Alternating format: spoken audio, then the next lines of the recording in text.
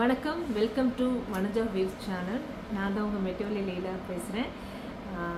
வனஜா, ஆனால் வனஜான்றதை விட மெட்டியோ லீலா தான் எல்லாருக்குமே தெரியும். ஸோ அதை தான் நான் அதை ஃபஸ்ட்டே ஆரம்பிக்கிறேன். ரொம்ப நாள் ஆச்சு யூடியூப்பில் வந்து வீடியோ எதுவுமே நான் அப்லோட் பண்ணவே இல்லை. பிகாஸ் கொஞ்சம் வீட்டு ஒரு ஹோம் மேக்கராக கொஞ்சம் பிஸியாக இருக்கேன். அது மட்டும் இல்லாமல் ஆஃப்டர் பிரியமான தோழி நான் நல்ல கேரக்டராக ஒரு பாசிட்டிவான கேரக்டருக்காக வெயிட் பண்ணிகிட்ருக்குன்னு கூட சொல்லலாம்.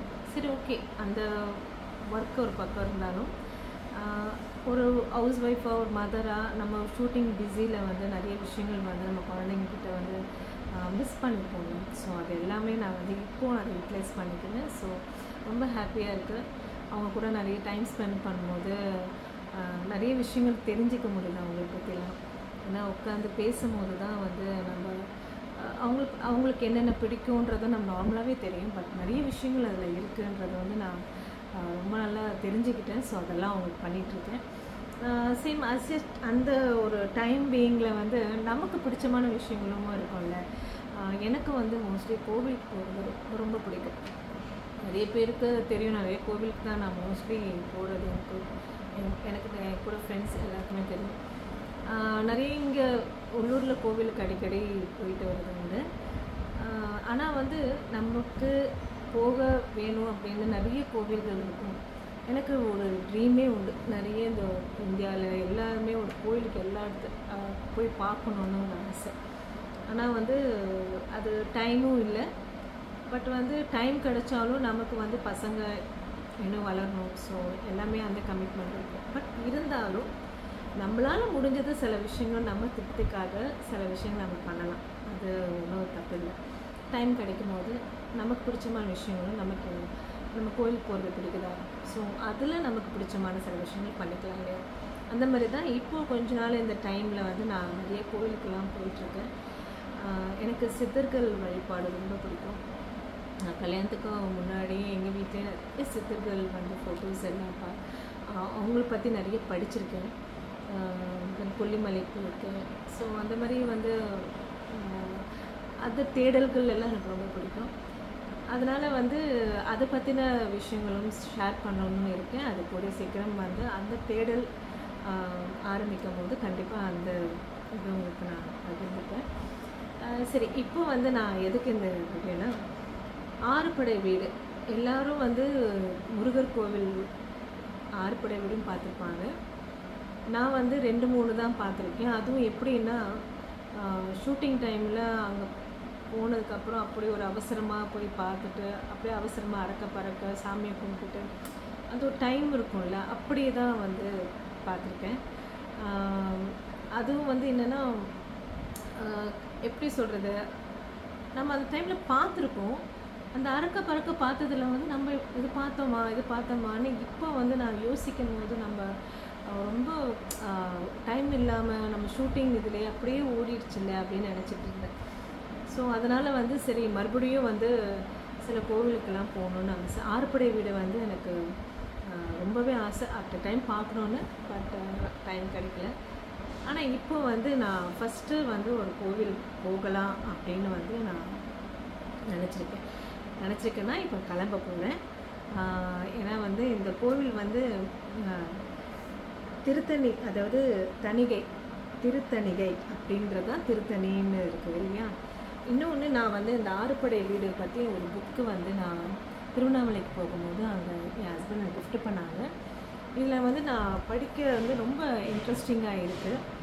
அதில் வந்து இந்த திருத்தணிகை, அதாவது திருத்தணி போகணும் அப்படின்ற ஒரு ரொம்ப நாள் வந்து என் ஃப்ரெண்டுக்கிட்ட எல்லாமே நான் பேசியிருக்கேன். சரி, அதனால் வந்து அவள் வந்து இந்த ட்ரிப்பை எனக்காக அரேஞ்ச் பண்ணியிருக்கா. அவளும் அவங்க ஹஸ்பண்டும் கூட வராங்க, என் பொண்ணு வராது. இந்த மாதிரி இந்த கோவிலில் வந்து நிறைய விஷயங்கள் இதெல்லாம் இருக்கு இல்லையா. ஸோ இதெல்லாம் பார்க்கணுன்னு எனக்கும் ஆசை. அதனால் இன்றைக்கி நான் வந்து திருத்தணிக்கு போக போகிறேன்.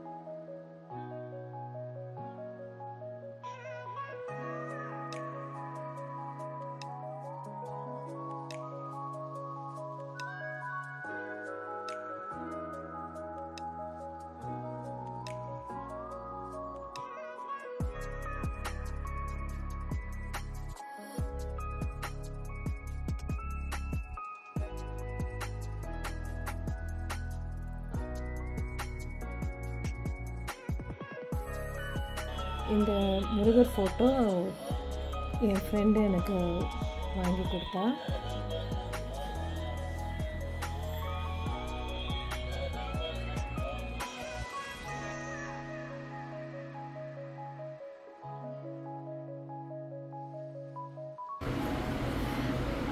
திருத்தணிக்கு போயிட்டு வந்தாச்சு. ரொம்ப சந்தோஷமாக இருக்குது, ரொம்ப மன நிறைவாக இருக்குது. ஏன்னா கோவிலுக்குள்ளே வந்து அப்போ தான் அபிஷேகம் நடத்திட்டு இருந்தாங்க. ஸோ அந்த அபிஷேக குளத்தையும் பார்த்தாச்சு, வள்ளி தெய்வானையும் பார்த்தாச்சு, நல்லா ப்ரே பண்ணியாச்சு, எல்லாருக்காகவும் ப்ரே பண்ணியாச்சு. இந்த கோயிலுக்கு போயிட்டு வந்ததுக்கப்புறம் நான் உங்களுக்கு இந்த புக்கில் வந்து நான் ஒரு வேர்டிங், அதாவது ஒரு குறிப்பிட்ட சன்னதி முறை, அதாவது திருத்தணிகை சன்னதி முறைன்னு சொல்லிட்டு ஒரு புக்கில் ஒன்று எழுதியிருக்காங்க.